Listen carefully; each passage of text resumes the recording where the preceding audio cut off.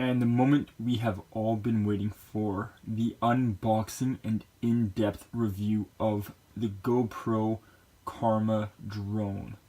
Let's get started. And there it is. So once you open up your GoPro Karma Drone backpack, this is what you will see. So you have your GoPro drone, you have your controller, you have your gimbal, your camera, your Karma stick, your charger, and you have a little bag of accessories in there as well.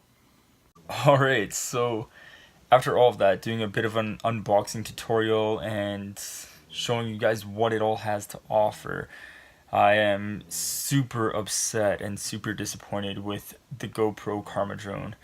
And why I say that is, not only after you open it do you have to do 4 updates, and I'm talking about an update for the camera, for the controller, for the drone, and for the gimbal, which is also the stabilizer essentially. Very, very upsetting to say the least, guys. Did the update for the camera, no problem. You simply download the app and it does the update for you. Very simple, very easy.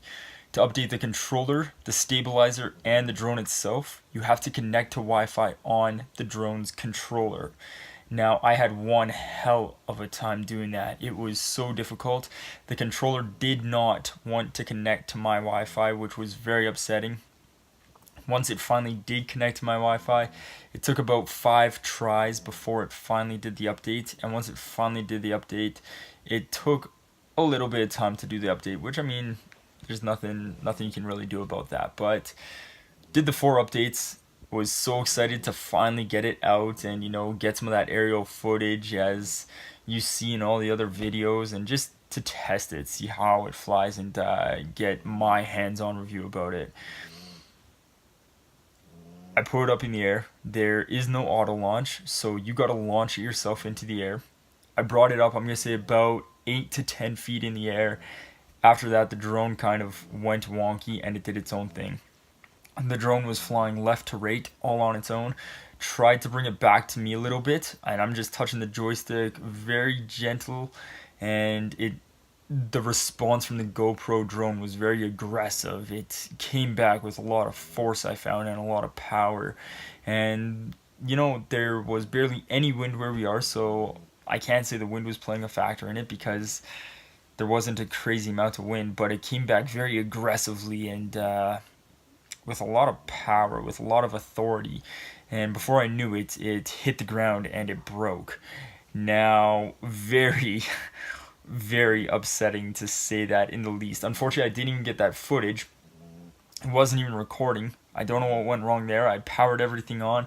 I hit the record button and it wasn't even recording. So unfortunately, I can't even show you guys the footage of it crashing to the ground. But very upsetting.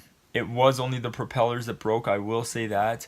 I mean, the camera and the drone itself were intact. The arms were intact. So it was only the propellers that broke, but quite upsetting to say the least, that you launch it in the air and it's trying to fly itself, and when you try to take control of it, not only is it very aggressive, but then it somehow crashed to the ground and it caused it to break. So yeah, very upsetting.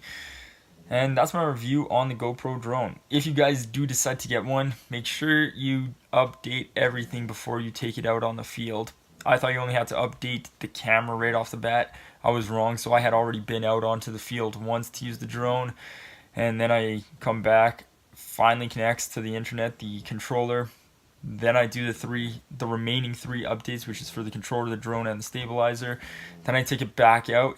And another thing is, you guys really gotta remember, there are a lot of laws in place with drones, so definitely check up rules and regulations on using drones, because unfortunately the past drone users have affected the future drone users. So there are a ton of rules, a ton of regulations, and you gotta figure out where you can and can't fly, because that was another problem I ran into. Tried to fly it in a bit of a park area, and I guess I was too close to an airstrip still. I thought I was like 8 kilometers away from the airstrip. I wasn't, so it kept telling me this was a non-prohibited area to use the drone. So yeah, definitely do your research, see where you can and can't fly drones, and take a look, see what you want. There's a lot of drones out there on the market. Do your research, and see what the best drone is for you guys. Thank you so much for watching this video. If it gave you any insight towards the Karma drone, or if you still have any questions about it, leave a comment down below and I'll make sure I get back to you and I'll do my best at answering it.